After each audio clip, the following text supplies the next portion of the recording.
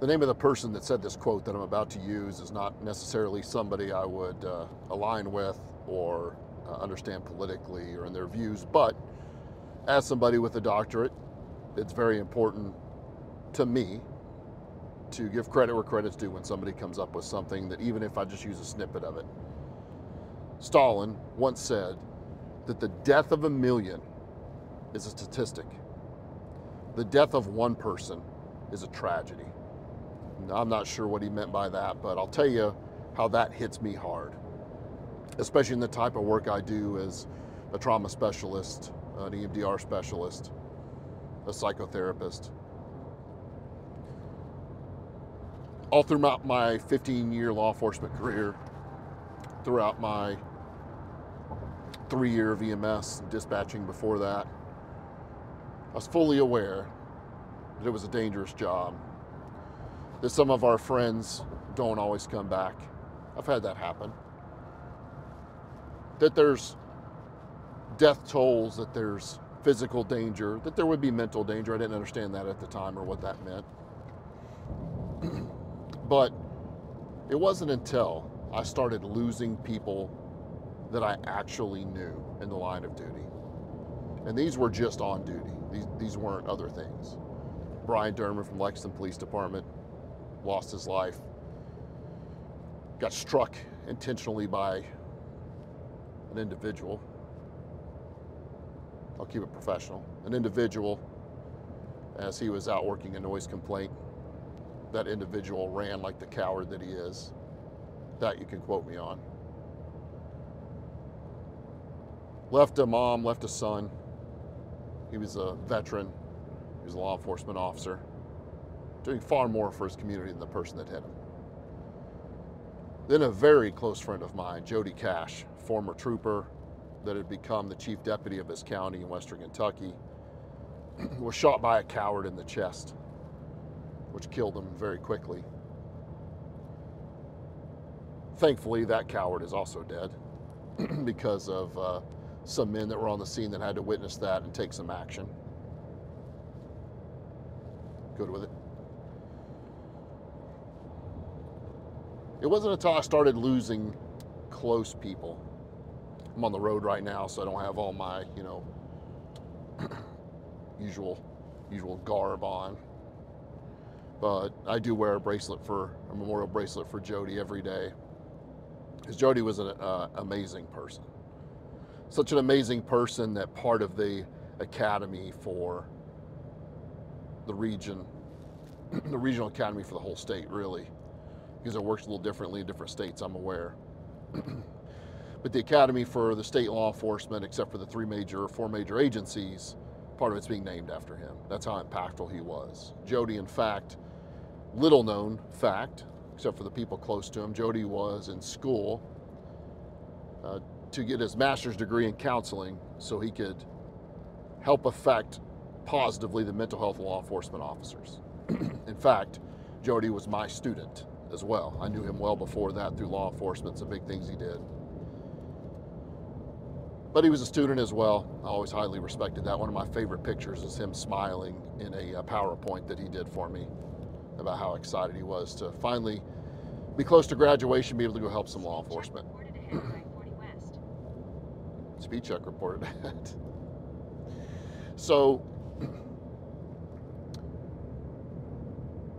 that 1,000 is statistic, 1 is a tragedy. Here's how that hits me after those explanations. I knew for a long time that it was possible. I could lose my life, my friends could lose their life. I was okay with it.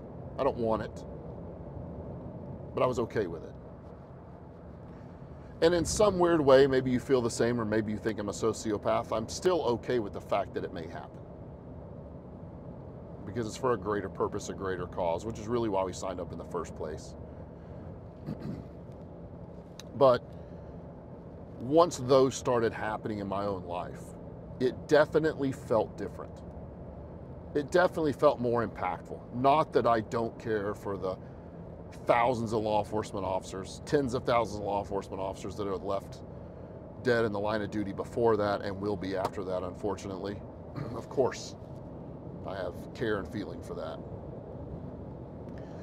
But it definitely became more personal. It definitely became more real. Here's my point.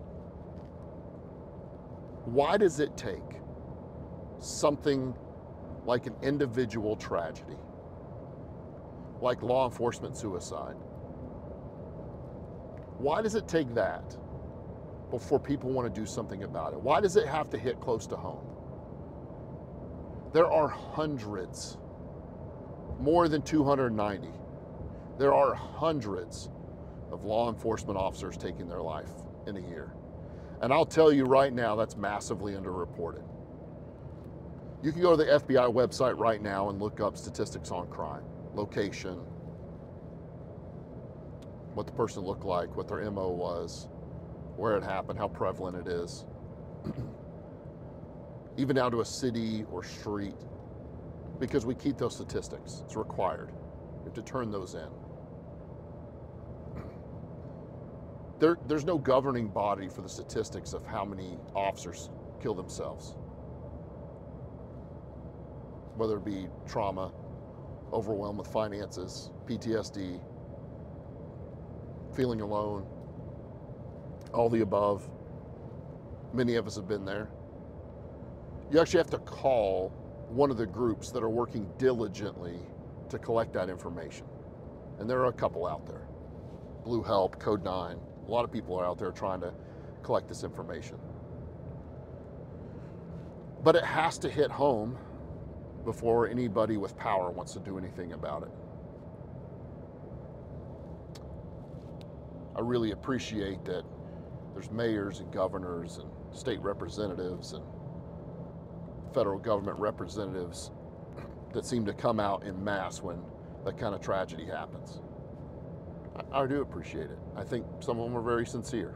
Some of them are before the camera, and that's where they want to be. But I've talked to many of those folks who are sincere, heartbroken. It can't be their only priority, but it is a priority to them.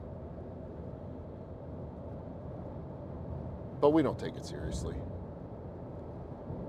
What are we really doing about it?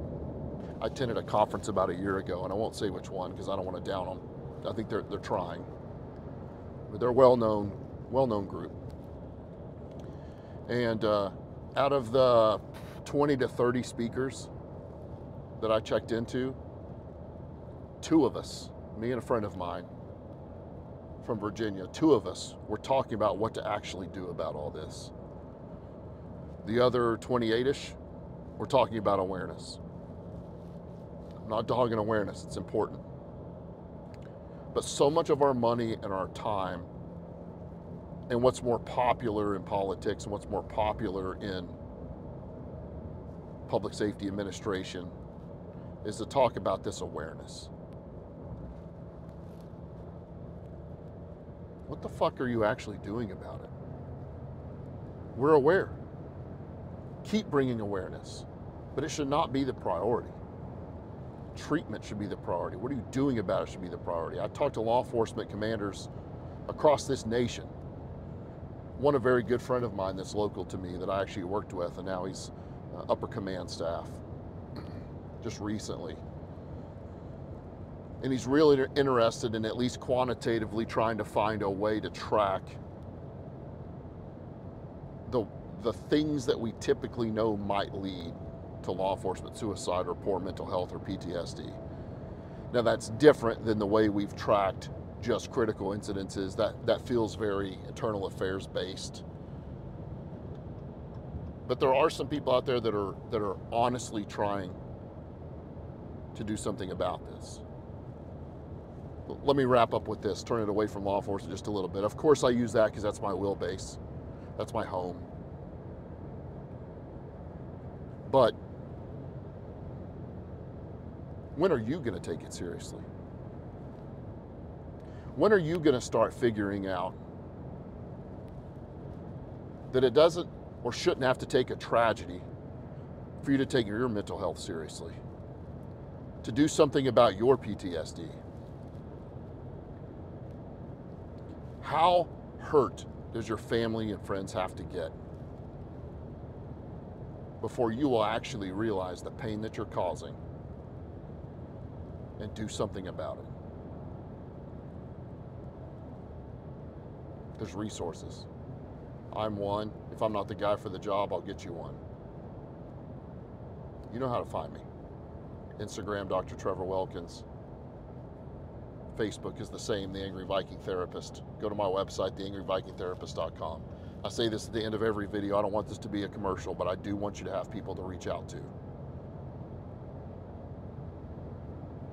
I'm perfectly fine if I'm not the job or the person for the job. Find the right one. Take your mental health seriously.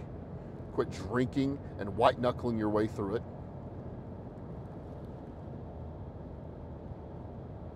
Quit waiting until the one has to be a tragedy.